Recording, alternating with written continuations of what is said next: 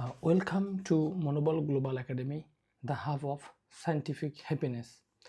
আচ্ছা, মনের সংস্কার একজন শিক্ষার্থীর ক্ষেত্রে মনের সংস্কারটা কী? একজন শিক্ষার্থীর ক্ষেত্রে মনের সংস্কার হলো, আমি কোনো বিষয় পড়তে গিয়ে আমি যদি বাধাপ্রাপ্ত হই, আমি যদি আমার পড়তে ইচ্ছা করে না, আমি যদি না বুঝি, তাহলে আমি এটা আবার চেষ্টা করব, বারবার চেষ্টা করব, হাজারবার চেষ্টা করব, অবশ্যই আমি সেটা পারবো। এবং আরও হচ্ছে যে কোনো শিক্ষার্থী কোনো ক্লাসে 5, 6, 7, 8, 9, 10 কোনো একটা পড়া বা কোনো একটা বিষয়ে খারাপ করছে, সে এরকম সারা জীবনের জন্য না ভাবা যে আমি এই সাবজেক্টটাতে আমি কখনো ভালো করতে পারবো না। একজন শিক্ষার্থী কোনো একটা পরীক্ষায় ফেল করছে মনে করেন, বা খুবই খারাপ করছে, এবং সে যেন কখনো মনে না করে সারা জীবন আমি ফেলেই করব, এই সাবজেক্টটা আমার সারা জীবনের জন্য আমার কখনোই ভালো না। মানে কোনো পরিবেশ পরিস্থিতি বা বাস্তবতা বা কোনো প্রেক্ষাপটের কারণে তার জীবনে ব্যর্থতা আসতে পারে, অকৃতকার্যতা আসতে পারে, তার কাঙ্ক্ষিত ফলাফল নাও পেতে পারে, কিন্তু তার মনের সংস্কার করতে হবে। কারণ আমরা যে জীবনযাপন করতেছি, আমাদের সময় পরিবর্তন হচ্ছে, সময় পরিবর্তনের মাধ্যমে কিন্তু আমাদের শরীরের মধ্যে অনেক পরিবর্তন হয়, কিন্তু মন মানসিকতা ভাবনার জায়গায় পরিবর্তন না হওয়ার কারণে আমাদের কিন্তু জীবনে পরিবর্তন হয় না এবং আমরা সফলতা অর্জন করতে ভয় পাই।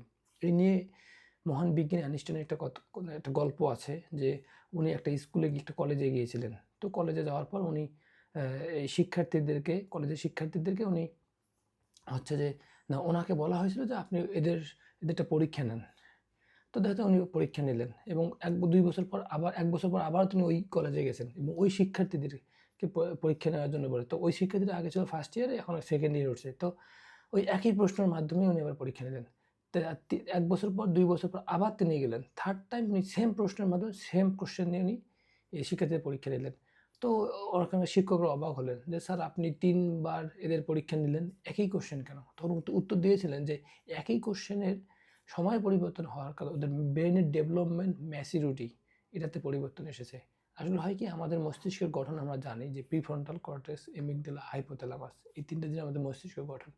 তো আমাদের মনের সংস্কার, আমার মনের যদি সংস্কার না হয়, মনের মধ্যে যদি নেতিবাচকতা, মনের মধ্যে যে আমি পারবো না, আমার দ্বারা হবে না, আমি ভয় পাই, আমি চেষ্টা না করে হাল ছেড়ে দেই, আর না করলে কি হবে, সংকল্পের অভাব, এই চেতনাগুলো যদি থাকে, তখন শিক্ষার্থী সফল হতে পারে না।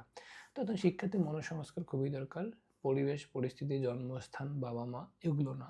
আমি আমার মস্তিষ্ক, আমি পারি, আমি পারবো, আমি এই বইটা যত কঠিন হোক না কেন পড়তে আমরা অবশ্যই পারবো। বোধাদেব গোস্বামীর কথা মনে আছে, আত্মহত্যা করতে গিয়েছিলেন, কলসির ক্ষয় হওয়া যায় দেখে ওনার চেতনায় উদয় হলেন, না, আমিও পারবো। কালিদাস পণ্ডিতের কথা জানেন যে কত বড় উনি মহান পণ্ডিত ছিলেন, কিন্তু মূর্খের মতো কাজ করতেছিলেন, যে গাছের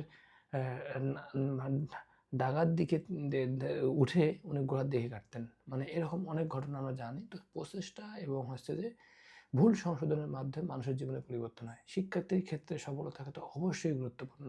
সবাই ভালো থাকবেন। নমস্কার।